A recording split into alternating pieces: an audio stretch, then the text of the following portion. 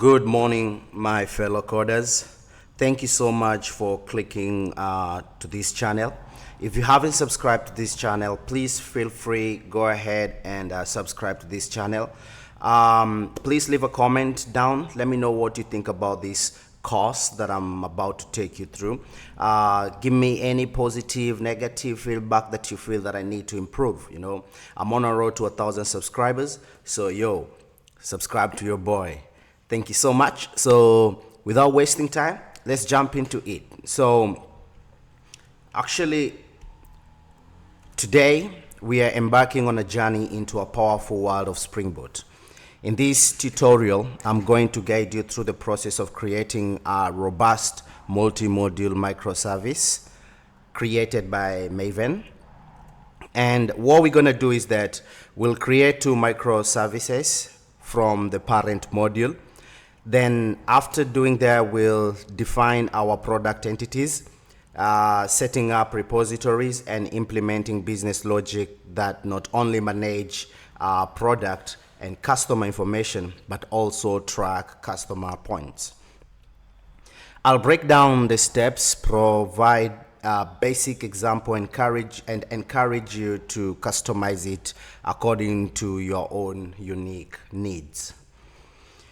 Before we start, let's start by understanding what is Maven Multimodule Project. And Maven Multimodule Project, in simple terms, is a software project structure in which multiple smaller projects that we call modules are grouped together within a single parent project. The parent project acts as a container for these modules, making it easier to manage and build complex software application with multiple parts. The importance of using multi-module is that this approach helps in code organization, reusability, and dependency management, making it more efficient to develop and maintain large software projects. So for this course, what we're going to do is that we'll create a multi-module project with the parent module called point collection system, because this application is gonna, like, if a customer buys products, a customer will always be getting points for each product that he or she buys. So that's why we're calling it a point collection system. And inside this system, we'll have two microservices. The first microservice is gonna be a customer microservice that manage customer information. And number two is gonna be product microservice that manage product information. To demonstrate this, I'll use a box. This box will represent the parent module that we will call management system. Actually, it's supposed to be here. This is the name of the module over here.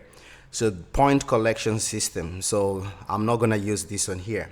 Then inside this point collection system, we will have two submodules. The first one is going to be product. Then the second one is going to be customer. Okay. So these are microservices that will be running in our parent module. Okay. Then to start with, let's learn how to install Maven. Okay. The first thing that you need to do is open up your command prompt. So for this case, I'm going to use this command prompt over here. Just opening it up. Open it up. Then after that, I want us to type Java -- version. This will check the Java version that is running in your computer. Okay. Now we have different types of Java version. We have the latest one, I think, is Java 20, that has a long-term support. So for me, I'm using Java 17. You can go ahead and check some tutorials that will show you how to install Java in your system. Okay. Then number two, what you need to do is that you have to open up Google. Just a minute. You have to open up Google and type Maven in 5 minutes. Click on enter. The first link that you get here, click on it, then go straight to installation. So number 2, make sure that Java is installed. Make sure that Maven is installed in your system. Then for us to do that, let's go ahead and download Maven. So I'm going to click on download Maven. I have these files over here. These files are in a zip file. So just go to second option and click on this link here. This will automatically download Maven in your computer. So for me, I've done that. So go ahead and click and you will see it's a download button here downloading Maven. Then once you're done, hover back to where the Maven has been downloaded. So for me, it's under downloads. So for me to get to downloads, I'm going to type desktop. So downloads. So this here is my Maven over here. So what you need to do is click on this Maven and extract the file. Okay, click on it and extract the file. Where's the extraction? Oh, it has already been extracted. So this zip file here, click on it and then click on extract. So once you click on extract, it will create a new folder next to the zip file, or depends on where you want your folder to be placed. So it can be on your desktop or on your download. So this is my file here.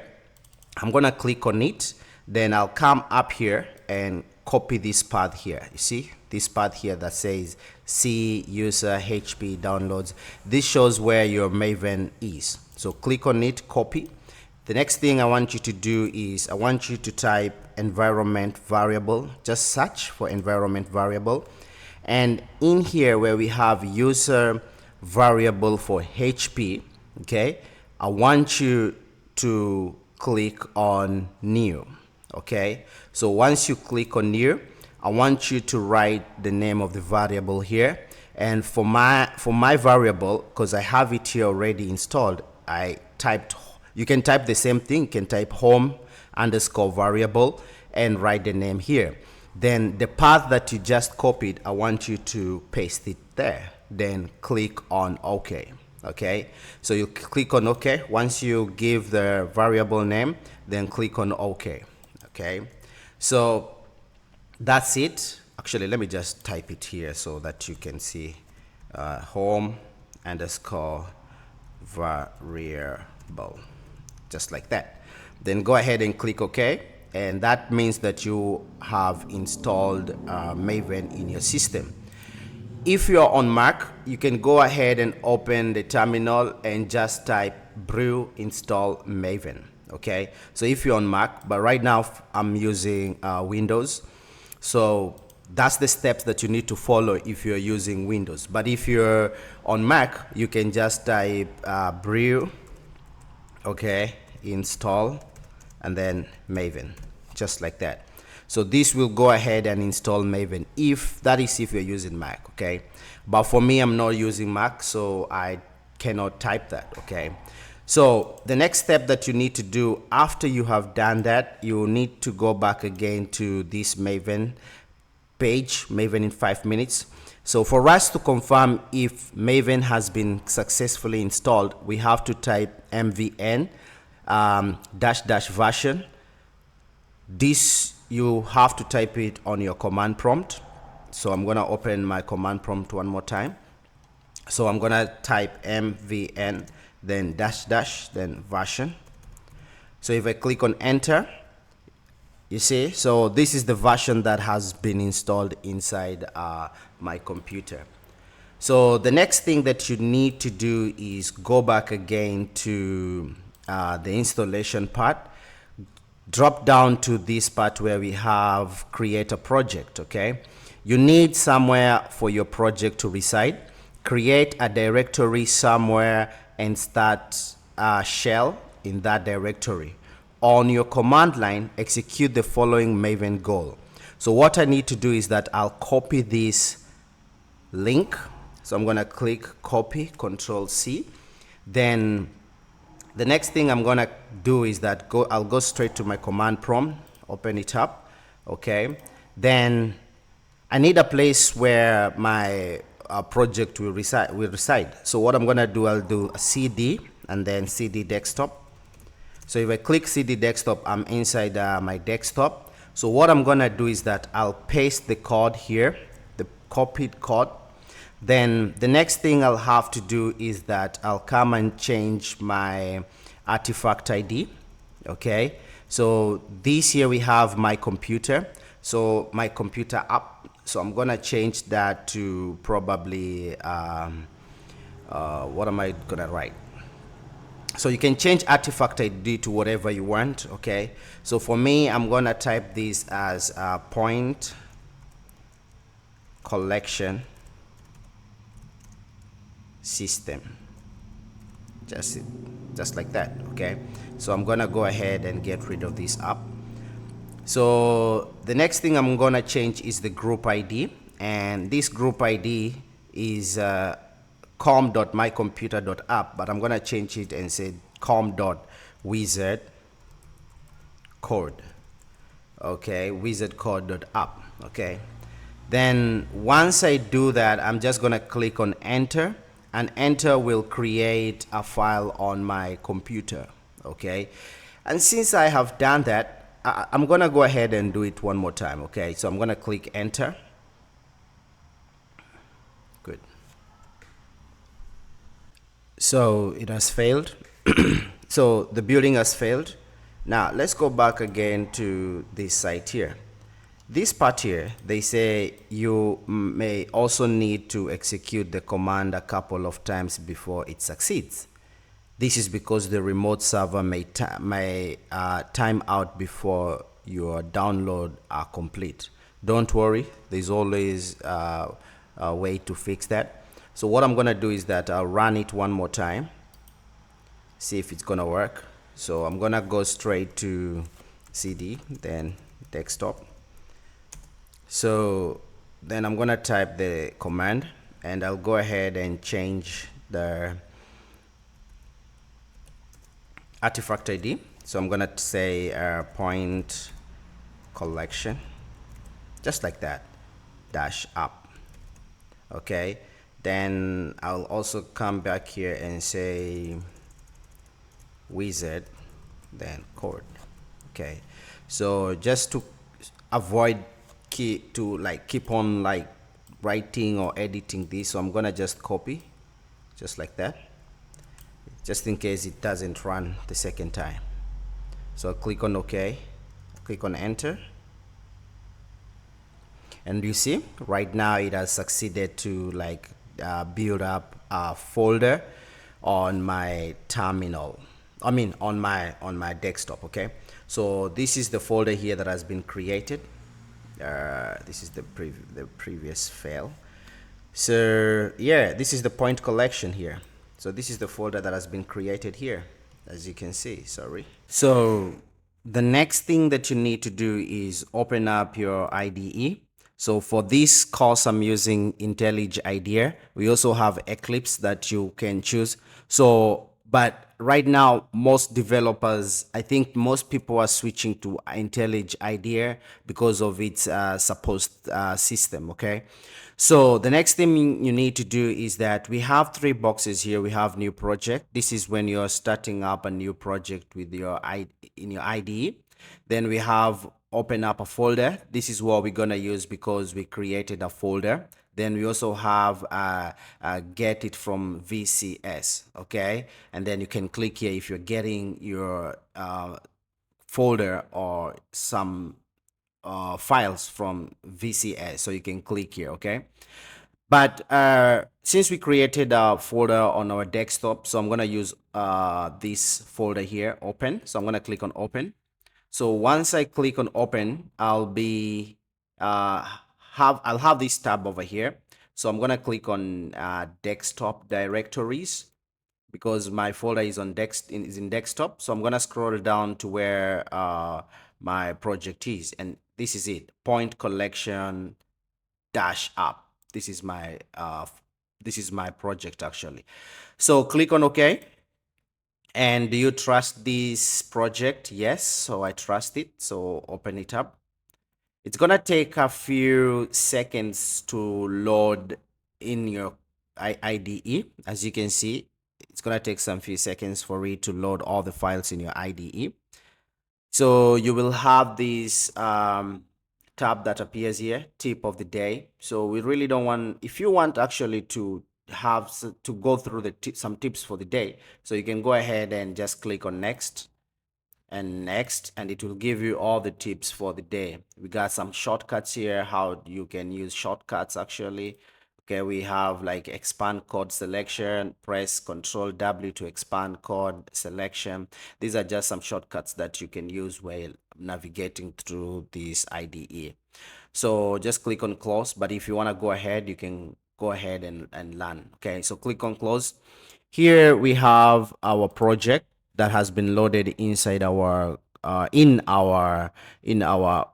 IDE, and this is the project path that is here. Okay, so if I click on this drop down arrow, we have like a number of folders that come with this file folder.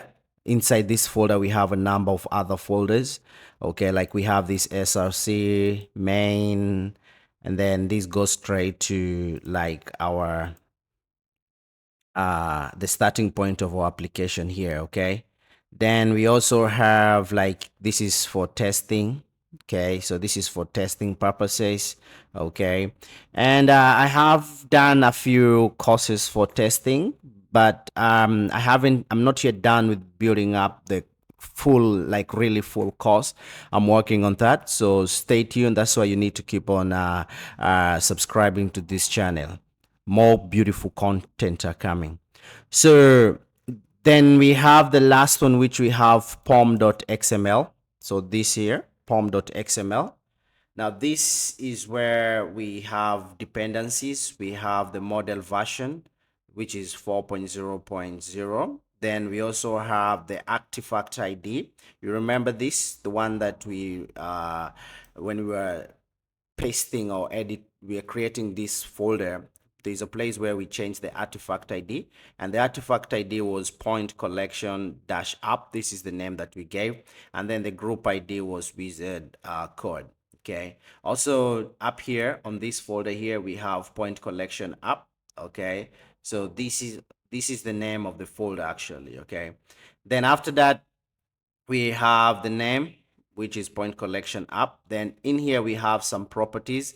So here we have Maven complier source, and this is the version is 1.7, and also source and then the target 1.7. Then we have some few dependencies that came with this folder, but I'm gonna go ahead and get rid of these dependencies because we will still do some editing here. So get rid of that dependency. That's a GUnit test, as you can see. Sorry, that's a GUnit test. Okay. Then after that, the thing that we need to do is that, let's go here. We have this build here. So what I'm gonna do is that I'll go ahead and get rid of everything that is inside, like build management. So all these things needs to go. So I'll get rid of it, of everything that is in there. So I'll click on like delete. Do we really need anything here? Let me see. We have plugins. So I think we just gonna go ahead and delete whatever is inside the plugin management. Okay, so go ahead and just clear everything up just like that. Okay, so let's go back again to the properties here. So under this property, we need the dependency version. So inside here, what I'm gonna do is that I'll type spring. I'm gonna type like spring. Okay, dot boot dot dependencies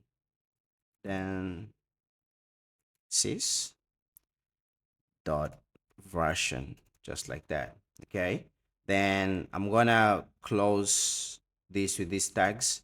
Then in this dependency version, right now we have different, like right now we are, the version that we're using right now is like from 3.13, then 3.1, 3.2, all the way up. So if I come back again to my Google here, so let's go straight to Google here.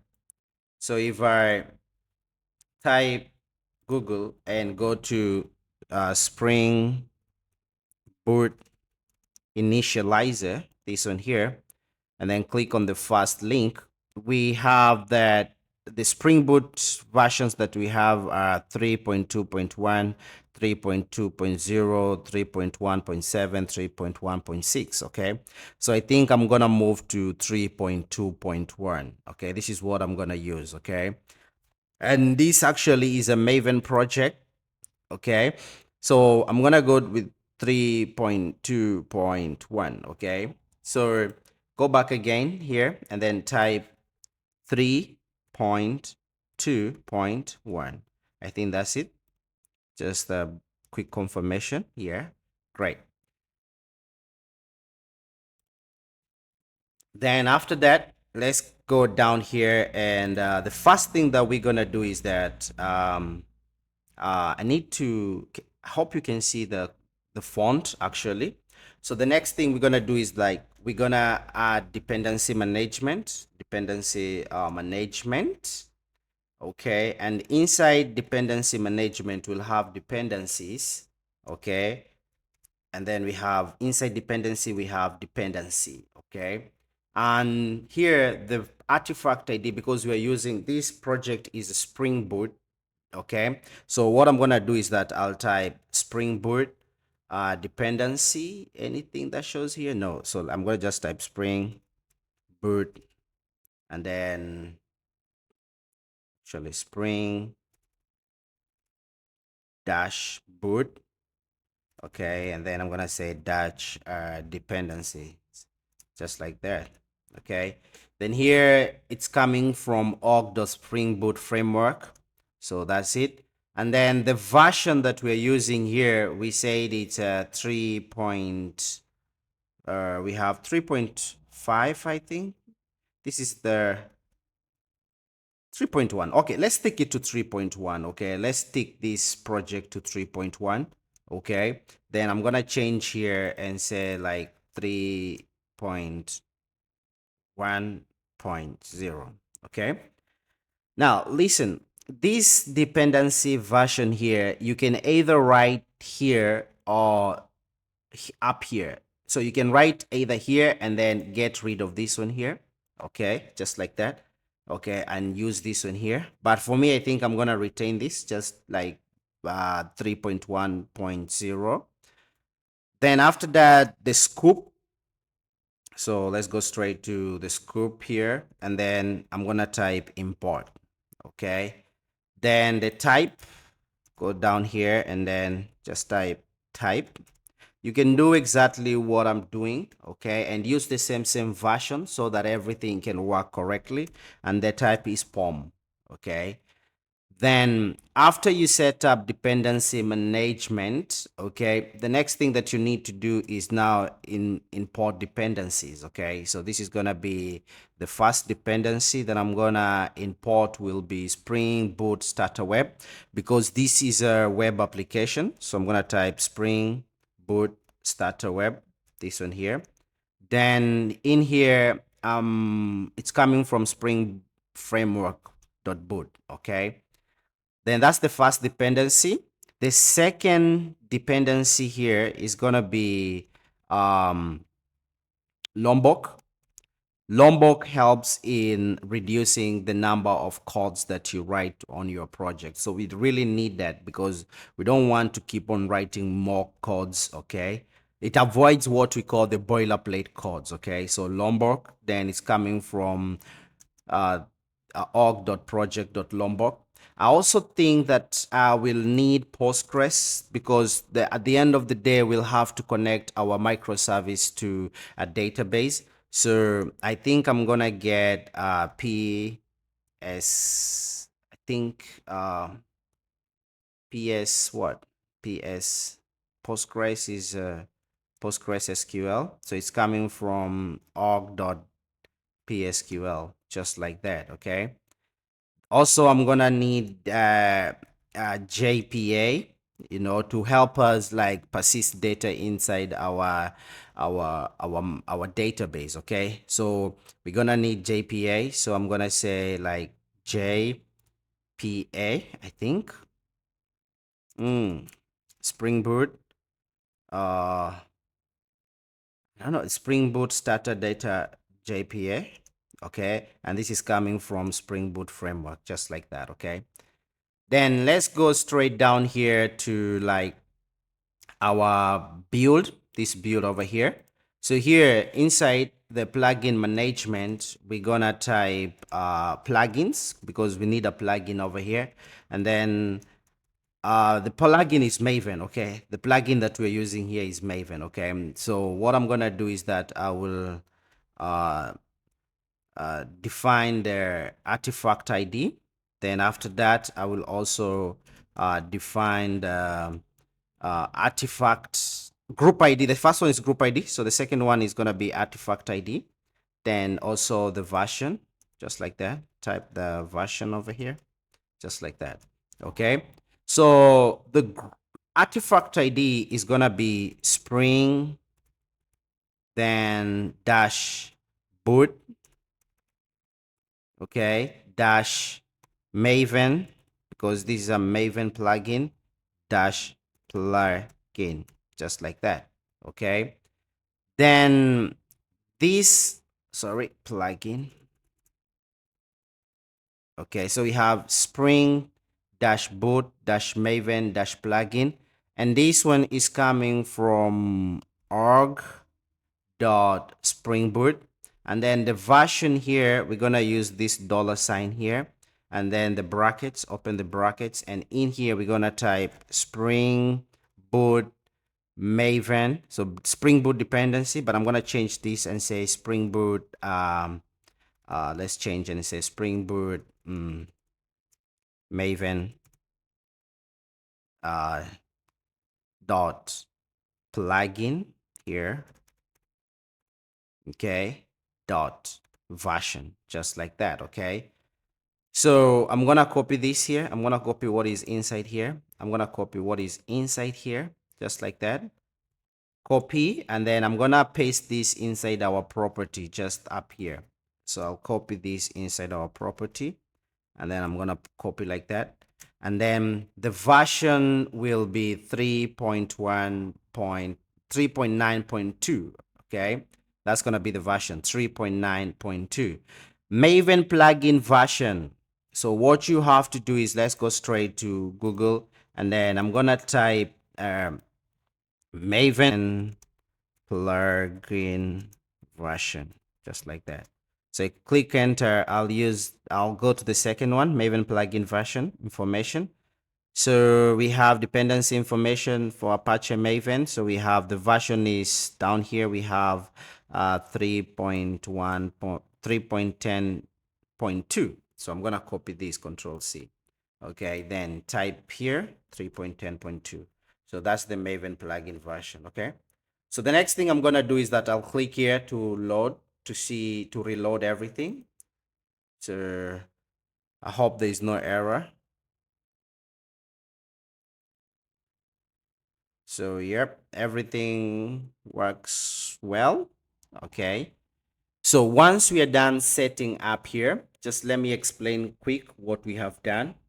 We have installed the new version, which is 3.1.0. This is the dependency version we are working with.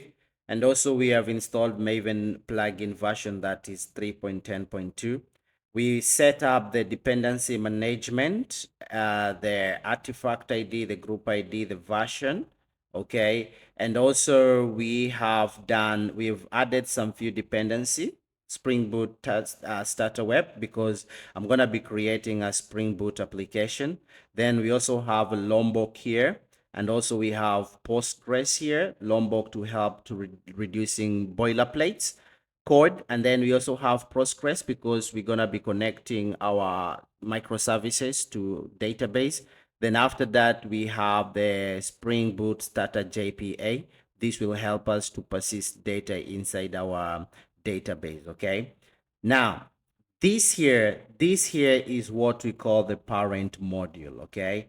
Now, whatever microservice that I'll create inside the point collection app will use this dependency management over here. Okay, so this is going to be the source file. Okay, so I don't have to, when I create a microservice, I don't have to go ahead and type like Lombok, because the parent module have this dependency here. I'm not going to go ahead and add this. I'm also not going to go ahead and add Postgres or JPA, because all this will be coming from the parent module. Okay, so as I told you, it helps us reduce the number of like dependencies that we keep on writing. Okay, it keeps our application well organized. Okay, so the next step I'm going to do is that I'll go ahead and create the sub modules, two modules: product information and then customer information, and they will be created inside this point collection dash app. Okay, and those will be the microservices that we will work with. So we have this main folder, which is the parent module, and it's called point collection. So if I click on the drop down, we have this SRC here, and if I get inside this, we have two folders. We have main and test. Then we also have Java, and then we have this application here. Okay, this is the main entry point to our app, but we are not running the parent module, so there's no need of us having this SRC.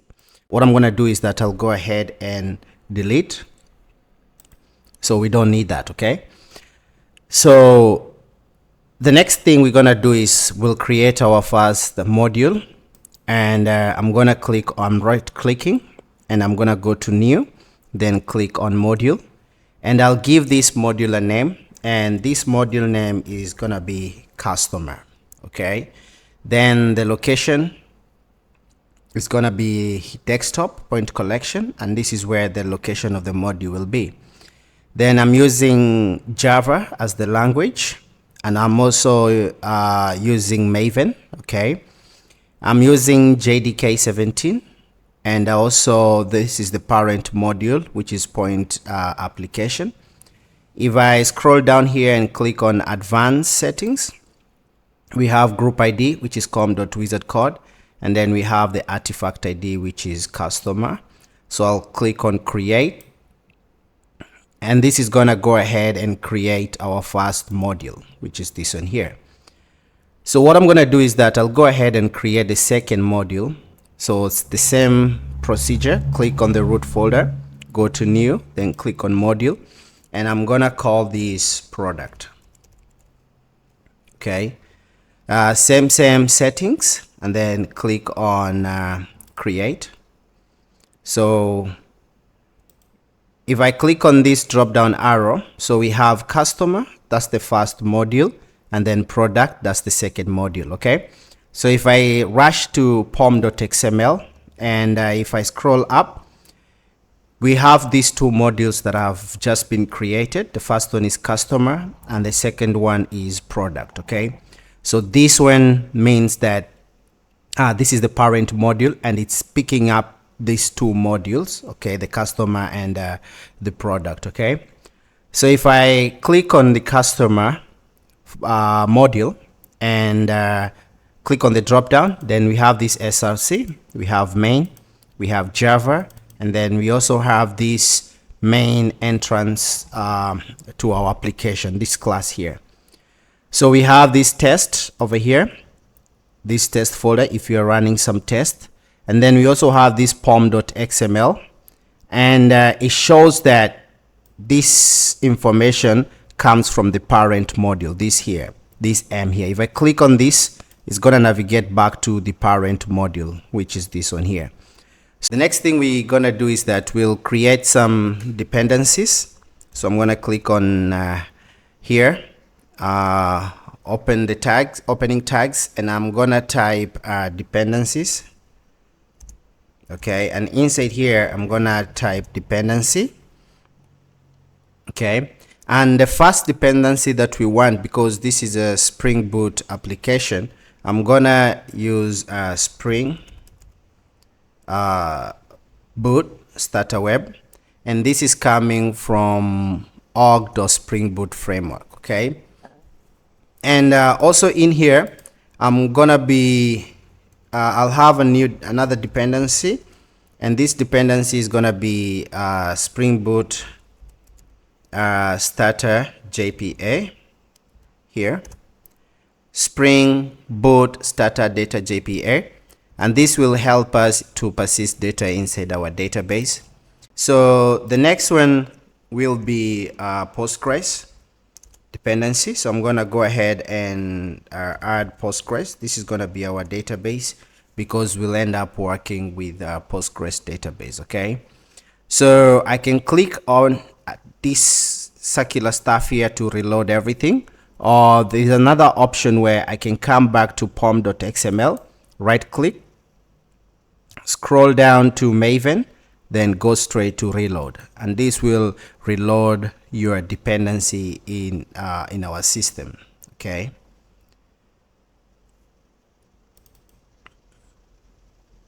good.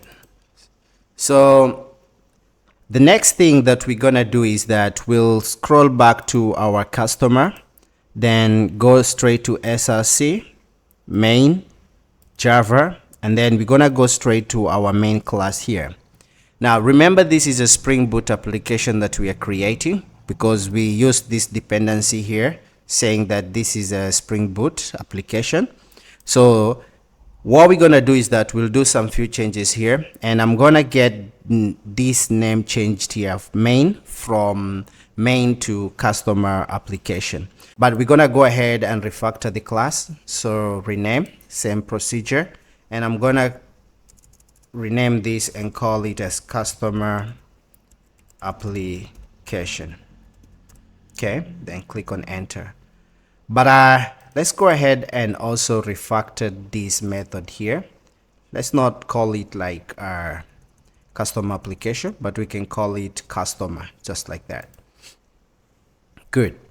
So the next thing we're gonna do is that we'll click up here, and we're gonna add an annotation, and this annotation will indicate that this class is the main class of Spring Boot application. Okay, so I'm gonna annotate it with that Spring Boot application, this here. Then after that, I'm gonna get rid of this this print over here, hello world. I'm gonna get rid of it, and I'm gonna type Spring Boot, Spring application, actually Spring application, which is this one here. Okay, and then I'm gonna say .run, and inside here it's gonna receive an argument, and the first argument is gonna be our customer application dot class, because that's a class. Okay, and then the arguments over here. Okay, and then close it. Now this line of code here, this line initiate that Spring Boot application passing the current class and command line argument. Okay, so I'm gonna just put some comments here so you can actually read on your own free time. So I'm gonna just make sure I document every line of code that I write. So this line initiate that the Spring Boot application passing the current class and command line arguments. Okay, then up here I'm also gonna talk about, I'm gonna put a comment too of the reason why we are using Spring Boot application, and this annotation indicates that this class is the main class of Spring Boot application. Then this method over here, so I'm gonna comment it too, and I'll say, I'm gonna write some comment, and I'm gonna say the entry point of the application where execution starts. Okay, great. So that's it. the next thing we're gonna do is that we'll start by creating classes, and here we're gonna create like 4 classes, 1 record and 1 interface. Okay, so that's what we're gonna go ahead and do. So inside our com.wizard code, I'm gonna right click and I'm gonna click on new, then Java class, and the first Java class I'm gonna have is customer. Okay, and then I'm gonna click enter. That's the first Java class. Second class that I'm gonna have will be customer controller,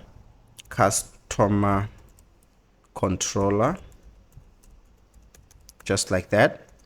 And then our third class is gonna be customer services,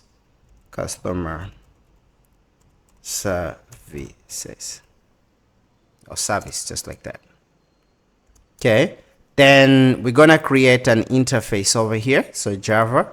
Then I'm gonna create an interface.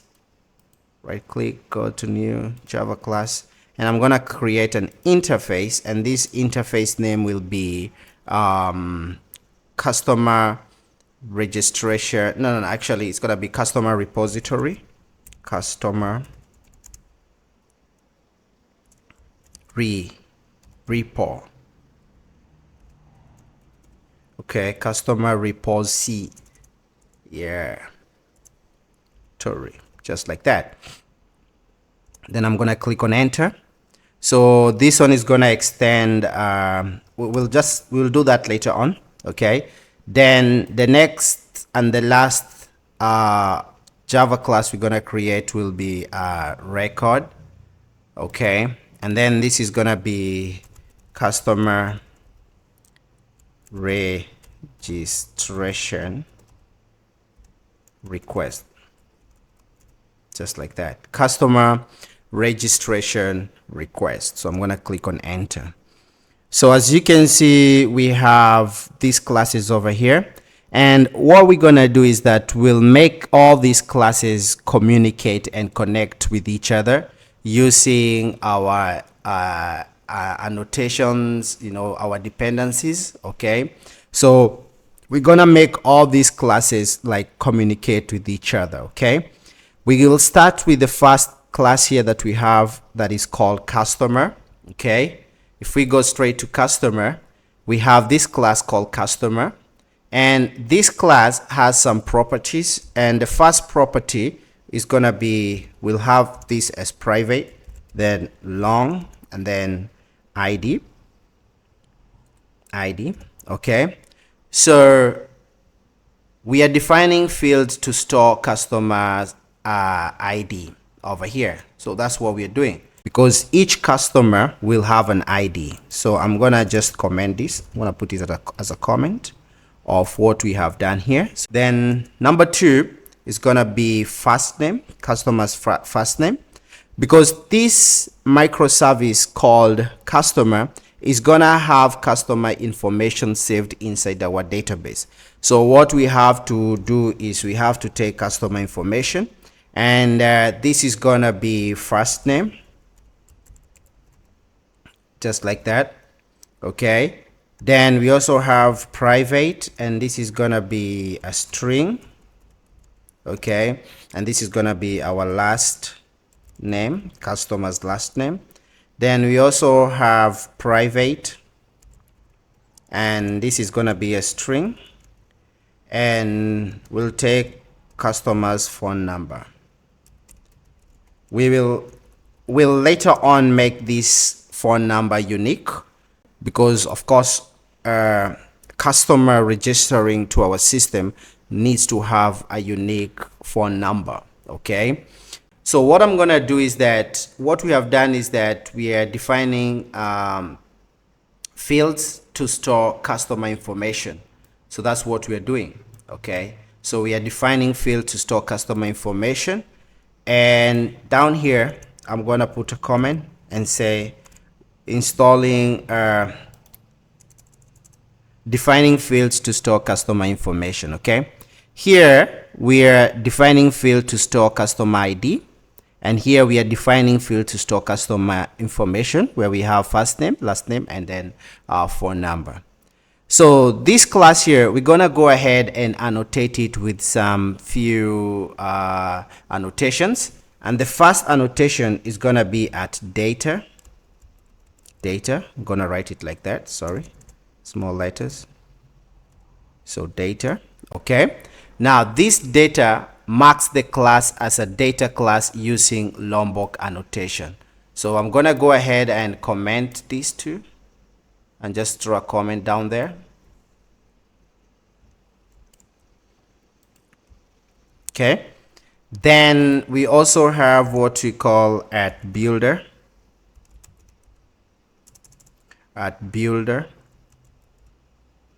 Okay, we also gonna have all our constructors down here, sorry.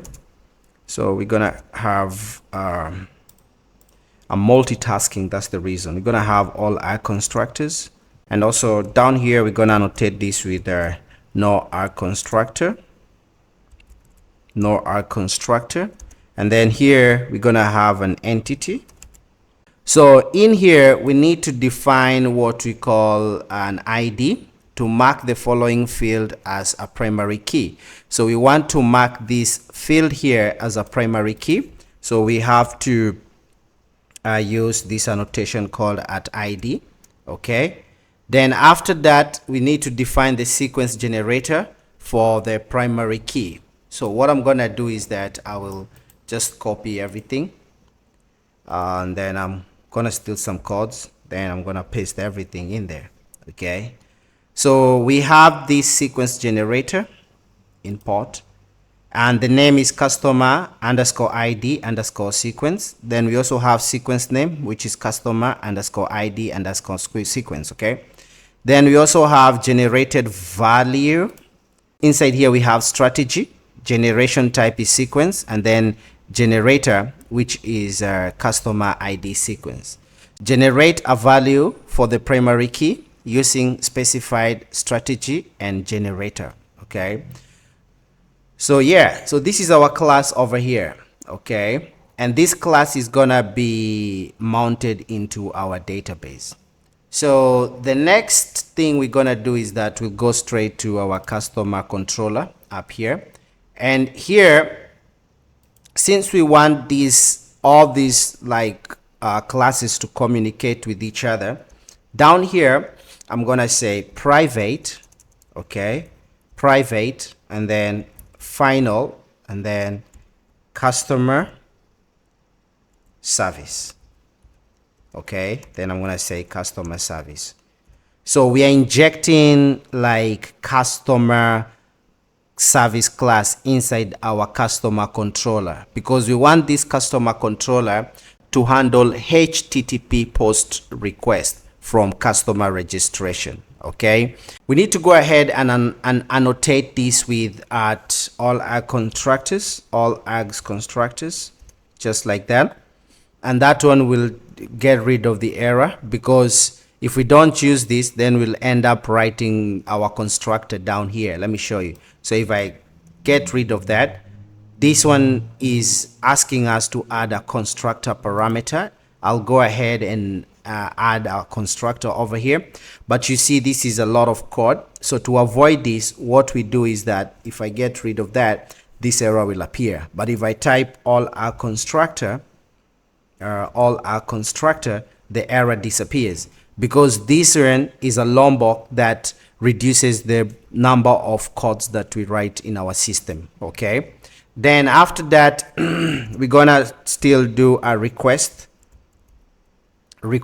controller, and this declares a class as REST controller, allowing it to handle HTTP request. Okay, and then I'm gonna annotate this with at request mapping, and in here we're gonna add a path. So this specifies the base request mapping for all endpoints in this class. So in here I'm gonna add a path, and the path will be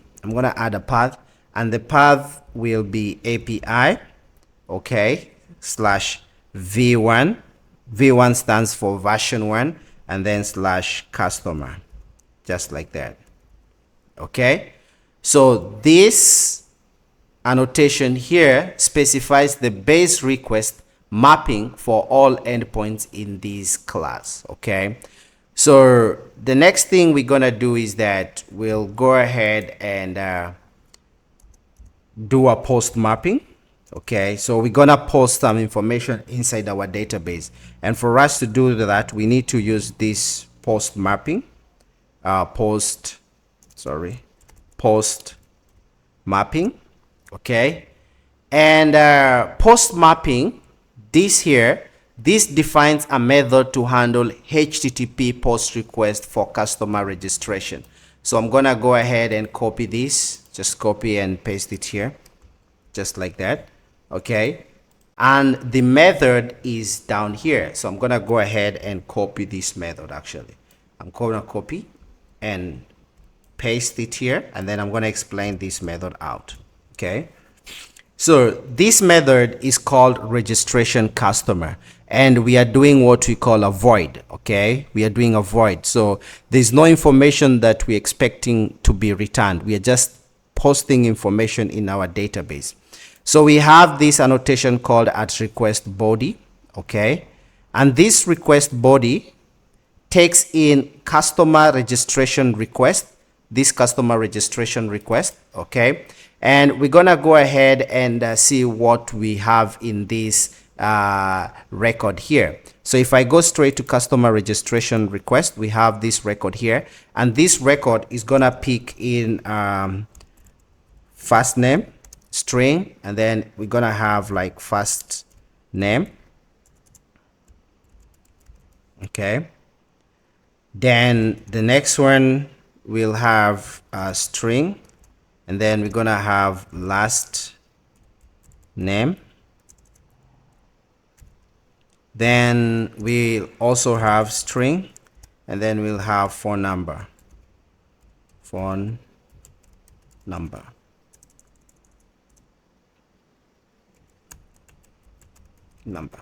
just like that. Okay, phone number with an E, small letter E, phone number, just like that. Okay, so this customer request will pick in first name, last name, and phone number. Okay, so if I go back again to our customer controller, so we have this customer here. Request body is gonna pick this record over here. Okay, so this is the customer service here, and it's calling register customer from customer service. So what we're gonna do is like we'll create this method inside our customer service. So I'm gonna click on create method, and then we have this method that has been created inside our customer service class here. Okay, so we're gonna go ahead and change this customer registration request to something very easy to use. So I'm gonna change this and say request. Okay, so that's gonna be the name, request. Then we're gonna go ahead and create a customer here.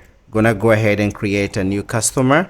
Okay, customer is equals to customer dot build, and then what we're gonna do is that we'll go ahead and cut this. So we're gonna go ahead and build. So we're gonna say dot first name, and then we're gonna say request first name. Okay, then control D, and then we also gonna do last name dot last name, and then we're gonna request last name. Okay, then control D, and then we're gonna do phone number. Gonna save phone number. We're gonna request phone number, and here phone number. That's it. Then we will like do a build.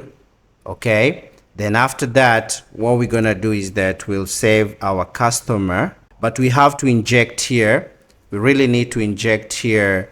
We need first to annotate this class with customer service. Gonna annotate it with that customer service.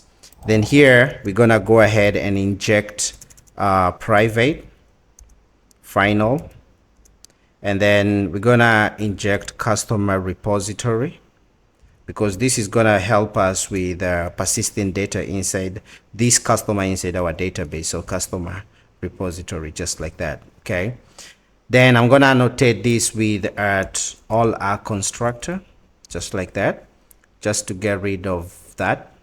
Then I'm gonna go straight to customer repository, and I'm gonna extend this class here with JPA repository. Okay, and this JPA repository is gonna pick in like a customer class called customer,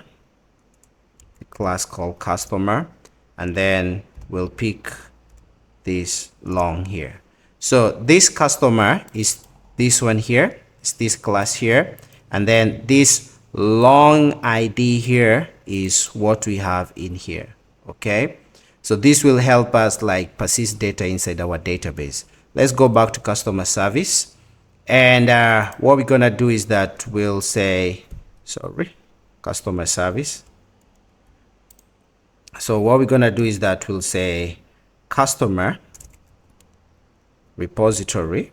Okay, customer repository, and then we're gonna say dot customer repository dot, and then we're gonna say save, and then we're gonna save customer. Gonna save customer. That's it. So this customer is gonna be saved inside our database. So if, yeah, so that's it. So we have managed to connect all these classes together. So in here we have customer. This is the entity. This is the main entrance to our Spring Boot application. This is a controller. We're gonna be doing a post mapping. We're gonna use this method, and it's gonna request customer registration request from this record in here. It's gonna request first name, last name, and phone number. Then we have done customer repository, where we have extended JPA to help us to persist data inside our database. We have done a logic here where we have this method, and we have created a new customer and saved that customer inside our database. Okay, so we are not yet done. Let's go straight to this folder here called resources. Right click on it, click on new, and then click on file. Here we're gonna write our application.yaml. So I'm gonna type application.yaml file. So I'm gonna click on enter. So this YAML file here will help us to connect our microservice to our database. Okay, so what we're gonna do is that we'll give a name, give a port to our server. So this is running at port 8080, just like that. And then down here we're gonna give this application name. We're gonna give this application a name. So it's gonna be Spring, and then application name, and then this application name is customer. Then down here we have what we call a data source, and then the data source, the password is password. I'm gonna stick it to like password. Then we have this URL here. The URL is, I'm gonna copy the URL here. This is the URL. This is what is gonna connect. This is what will help us to connect inside our database using this URL. Postgres localhost 5432, and this customer is the name of our database. This customer here is the name of our database inside Postgres. Then I'm gonna define a username, and this username is wizard code. I'm gonna type as wizard code. So then we also have like JPA. JPA that will help us persist data inside our database. And then JPA hibernate, this is gonna be update. Okay, so if I use update, this means that anytime I add a student and I run this application, I'm not gonna lose the student information. Okay, but you can do create and drop. It can create and then destroy the scheme at the end of the session. Okay, but I'm gonna pick this create and drop. Then properties down here, we're gonna say properties. Okay, and then under properties we'll have dialect, and I'm gonna copy this here, Control C. Okay, then format SQL, I'll put it as true. And then the last thing I'm gonna do is I'm gonna say show SQL, and this is gonna be true, just like that. So we have managed to like set this information. So we have like server pod.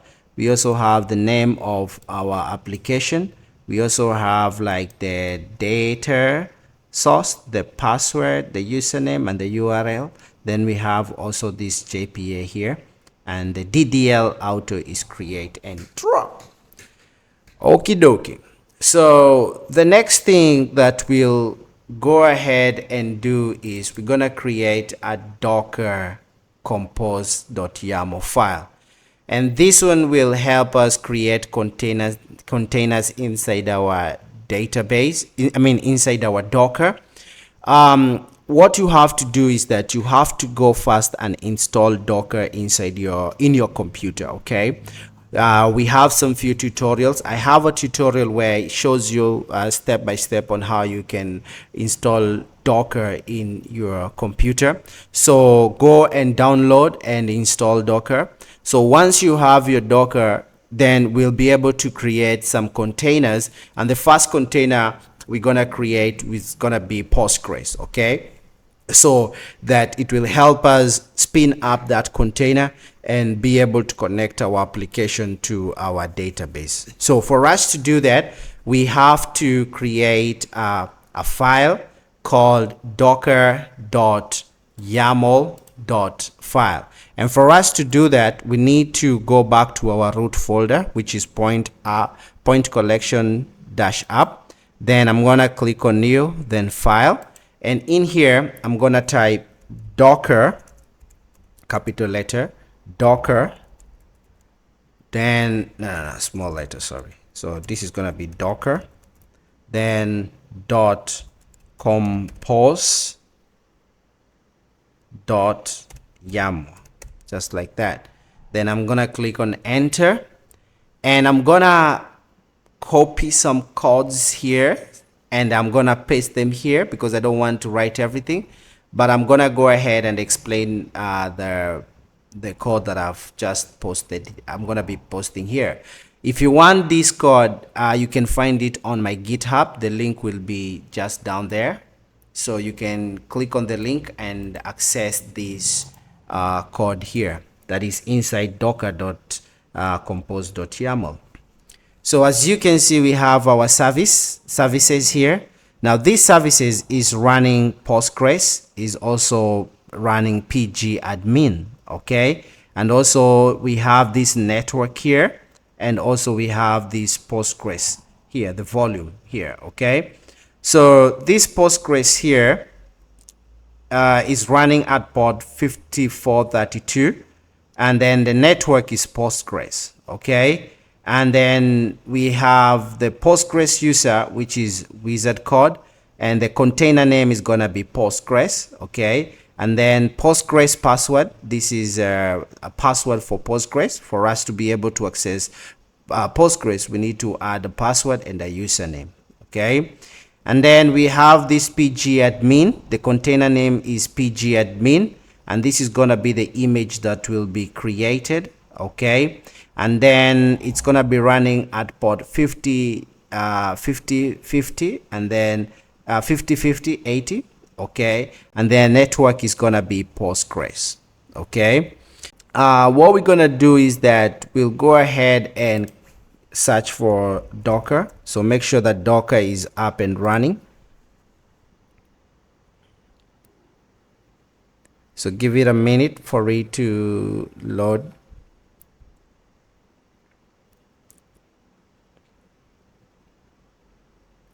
Yeah, there you go.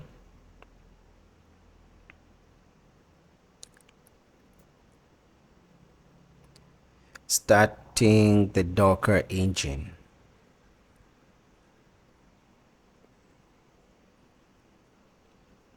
Good. So what we're gonna do is that I'll delete this here and click on delete forever.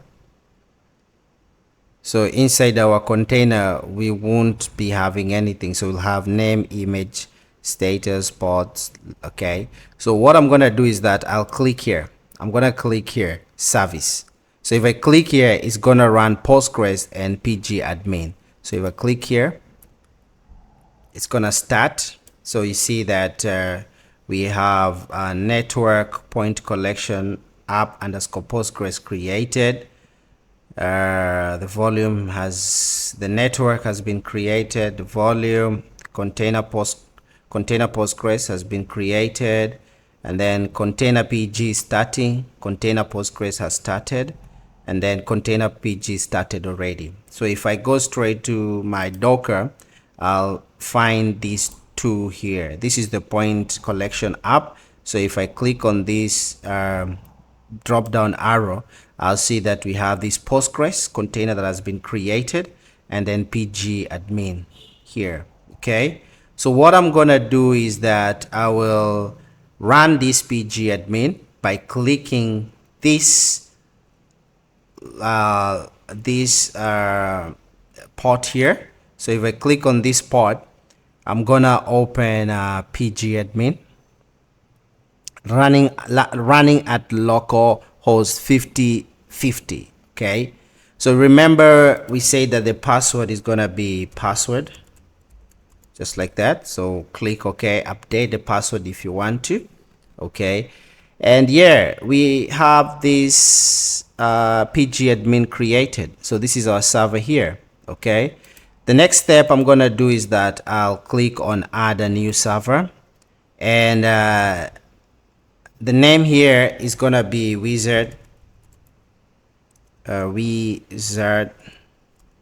code. Okay, wizard code. Yeah, wizard code. Okay, then click on connection, and here we're gonna say this is Postgres. Okay, because this is the network, this is our home address, this is the network here. If I go back and click here, we have this network here. So the network is Postgres, so that's why we are writing Postgres here. Okay, then port is 5432. Postgres, the username is, let's check the username. The username is gonna be pgadmin. The username is gonna be wizard code. Just copy that. Okay, go back again to this part. So the username is gonna be wizard code. The password I'm gonna type as password because that was the password. Okay, save, and then if I click on this, it's gonna connect. So there we go. So we have successfully managed to run our our Postgres inside pgadmin. So in here we have the first server, which is called wizard code. Okay, and then we have some database here, and then I'm gonna create the first database here, and I'm gonna call this database as customer. That's gonna be my first database, because if I if I go back again to my application and click on customer and go straight to SRC and go straight to main and go straight to resources application. So we have this customer here, which this is gonna be the name of our database. So this is the database name here. Okay, so I'm gonna click on save, and this will create a new customer class here. Okay, so what I'm gonna do is that we have tables, but the tables, we don't have any table. So I'm gonna go ahead and run my application, and this one will create a table inside our database. So let's go ahead and do that. So I'll go straight to the starting point, the main entry point to my application, and this is the entry point to my application. So let's go ahead and run this application. Oh, looks like I can't run until I change this method here. So I'm gonna go ahead and change this method from customer to main. So once I do that, I can be able to run this class over here. So if I click on run, hopefully everything will work out well.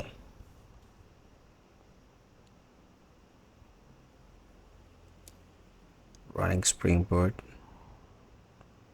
As you can see, we have been able to create a table inside our database. So we have table customer. So we have ID, first name, last name, phone number, and primary key. The increment is supposed to be by 1. Okay, and we are running this on port 8080. Tomcat has already been started. So yeah, so if I go straight to my customer here, if I go straight to my customer here, click on drop down, go straight to table. If I click on this table here, I'm gonna reload this. Actually, I'm gonna click on refresh. So if I come straight here to my table and click on this column, I'll see that we have ID, first name, last name, and phone number. Okay, so if I right click and go to PSQL, I think it's query tool, then I'm gonna type select star from our class, which is customer. So if I click on enter, if I click on this run here, so we have that this information here, ID, first name, last name, and phone number, is what we have in here, in our customer class. ID, first name, last name, and phone number. Okay, so the next thing we're gonna do is that we'll use post mapping to try and persist data inside our database to see if it's gonna work. So post mapping is used like a testing tool to try and see if we can send some information inside our database. Okay, and the best way we can do that is using Postman. So in here we have these methods. We have get, post, put, patch, delete, head, option. But because we are doing a post mapping, I'm gonna click on this post here. So I have this information, API v1 customer. So this is this here is the path. You remember this path here? If I go back to my project and go to my controller, we have this path here, API v1 and customer, and we are doing a post mapping. So we have this information here, and it's running on localhost 8080. So if I click on body, then I have this information here, first name, last name, and I'm gonna change this to phone number, just like that. Okay, so instead of email, just let's use phone number. And what's the phone number? I think phone number is a string, if I'm not wrong. So yeah, phone's number, I think let's get rid of the E, and then Let's go to our customer registration here. This is phone number, correct? So I'm gonna rerun.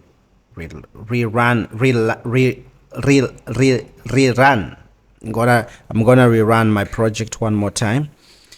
So I'm gonna rerun my project one more time, okay, because I've done some changes. So I'm gonna rerun it one more time. Phone number cannot take, okay, so let's get rid of this one there. Okay, so let's do it one more time.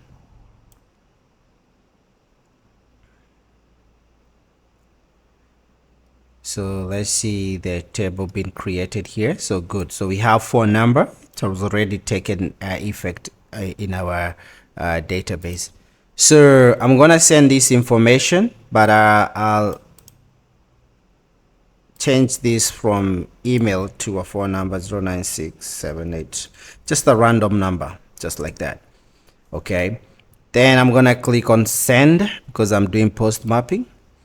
So if I click on send, we have this 200 status, meaning that the HTTP request was successful, response for success. This is a status showing standard response for successful HTTP request. Okay, so that means that data has been sent inside our database. So if I come here, we have some logs that has happened. So we have first name, last name, phone number. This information has been sent inside our database. So if I go straight to my database here and I rerun this again one more time, so I'll have like ID number is 1, first name is Peter, second name is Njoroge, and then phone number there. So we have been able to create a microservice that can send information inside our database.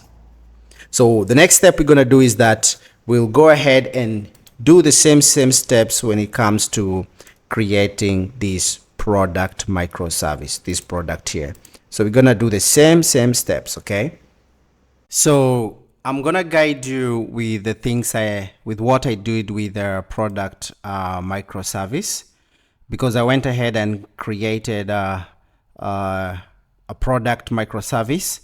You can go ahead and take it as an activity for you to try out, but I'm gonna show you what I did. So I went straight to Java, and then I created like 1, 2, 3, 4, 5. I created 5 classes, 1 record and 1 interface. Product, this is the class product that is gonna be mounted into my database. I also try to write comments for every line of code so that you can be able to see what is happening. So inside this product, we have ID, we have the name of the product, we have the price of the product, the stock, and also the product serial number. Okay, then from that I went to product control. I created a path, API v1 product. Okay, then I injected product service, and I annotated this with the @all constructor. I did a post mapping, and I'm requesting body. I'm doing a request body from product registration request, this one here. So if I dive deep into product registration request, I have this record. We have name, price, stock, and product serial. Okay, then after that, I requested this method here. I created this method inside product service, and then this is the method that I created, save product into our database. I created a product and then I saved it, and then I injected a product repository, and I annotated this with @all constructor and @service. I annotated this product service. Then after that, product repository, I extended JPA repository and product and long, so I can be able to persist this into my database. Okay, I went to resources, I created application.yaml. I tried to comment all these lines of code so that at least when you go through this, you can be able to understand clearly. This project is in my GitHub, so you can go ahead and click on the link below and access it from GitHub. Server port is 8081. Application name is product. Data connection details are here. Okay, Hibernate, JPA configuration. This is JPA configuration. Create and drop, and then show SQL statement in the console for debugging purposes, and also this format SQL statement for better readability. So this is my application.yaml. I'm using Docker Compose, same file I used for customer. Then after that, I created this. Let's go back to application.yaml. I created this database called product inside my in my Docker. So if I go straight to Docker here, I have this database that I call Docker. I call product here. So inside this table, we have inside this product, we have a table that was created: price, product, serial, stock, ID, and name. So if I say select star from product, I'm gonna get the price, product, stock, ID, and name. So this information that is here, this 25, product, serial is 1 2 3 4, stock is 10. This here I used post mapping. Here I used post mapping, and I used this path over here 8081, and I did a post mapping to see if the system is working correctly. I got 200 status, so that means that the request was successful. Yeah, so go ahead and do the same thing that I've done with the customer microservice. And if you need any help, I have this project in my in my GitHub, so you can go ahead and click on my GitHub and go through the application. Okay, so this is how you build a parent a multi-module Maven. You can go ahead and create more and more modules. Actually, you can go ahead and connect more and more modules here, but for this activity I'm gonna only use customer and product, and just to show you how you can use parent Maven if you can create a project using a multi-module project, and inside the parent module you can have 2 modules inside. Okay, and that's what I've done. So this is the first phase of the course. I'm gonna go ahead and show you how to connect these 2 multi-modules together so that they can communicate together. We'll go ahead and we go ahead and do more stuff where we're gonna create we're gonna write some code where customer needs to get some point in every product that he or she purchases. We also gonna go ahead and see like if I purchase a product, we also gonna see like the number of stock decreasing. Okay, anytime that I purchase a product, number of stock decreasing, and then customer getting points from each product that he or she buys. So this is gonna be the next video, but yeah, go ahead and like this video. Let me know what you think about this video. Subscribe to this channel, and I'll see you later. Thank you.